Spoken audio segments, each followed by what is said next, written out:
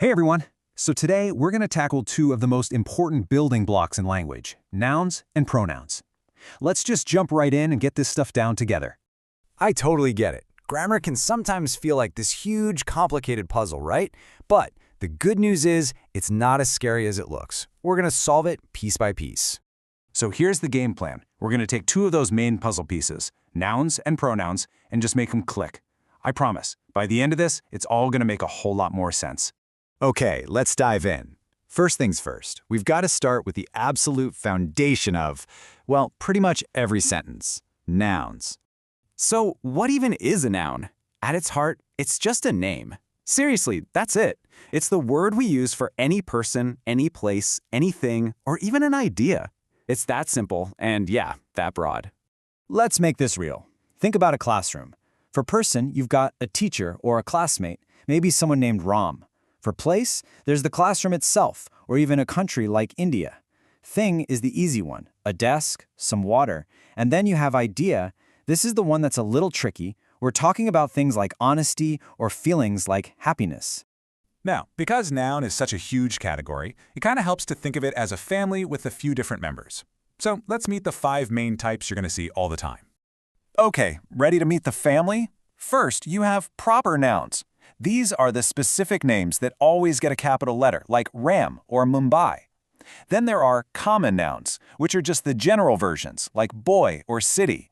A collective noun is one word for a whole group of things. Think team or flock. A material noun is what something is made of, like gold or water. And last but not least, an abstract noun is an idea you can't actually touch, like honesty. All right, here's a spot where people sometimes get a little tripped up. The difference between material and abstract nouns. They can seem kind of similar, but trust me, there's a super simple trick to tell them apart. Here it is, the simple test. Can you physically touch it? If the answer is yes, it's a material noun. You know, like gold, water, a desk. They're all physical things. But if you can't touch it, but you can feel it or think about it, like honesty or happiness, well then you've got an abstract noun. That's the whole secret.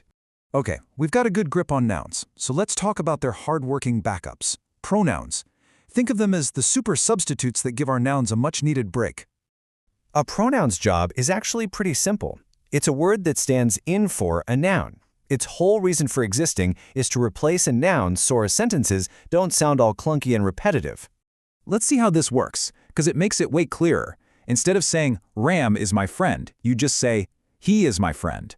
Or instead of something awkward like, the dog wagged the dog's tail, you'd say, the dog wagged its tail. You see? He takes the place of John, and it just makes everything sound so much smoother. All right, you've been taking all this in like a champ, so how about a quick no-stress pop quiz? Let's just put what we've learned to the test. You ready? First one up. In the sentence, the team is winning. What kind of noun is team? Is it a proper, collective, or abstract noun? I'll give you a second. And if you said collective, you are absolutely right.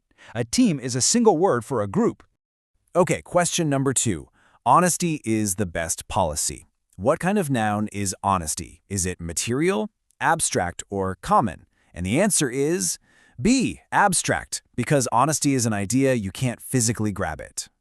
And for the last question, in this sentence, she is my sister, which word is the pronoun? Is it my, sister, or she? The answer is C, she. That's the word that's standing in for a person's name. Nicely done. That was awesome work. Whether you got them all right or are still working it out, you're doing great. Seriously, you are totally getting this. Okay, so as we wrap up our little study session, let's just boil everything down to the most important stuff. If you only remember 2 things from all this, make it these 2. So here's the bottom line. A noun is just a name for a person, a place, a thing, or an idea. And a pronoun is just a replacement for that noun to make our sentences sound better. It really is that straightforward. And there you have it, your quick guide to nouns and pronouns. So here's a final thought for you. As you go about the rest of your day, just try to notice them. See how many different nouns and pronouns you can spot. You'll be surprised. They're literally everywhere. Happy learning!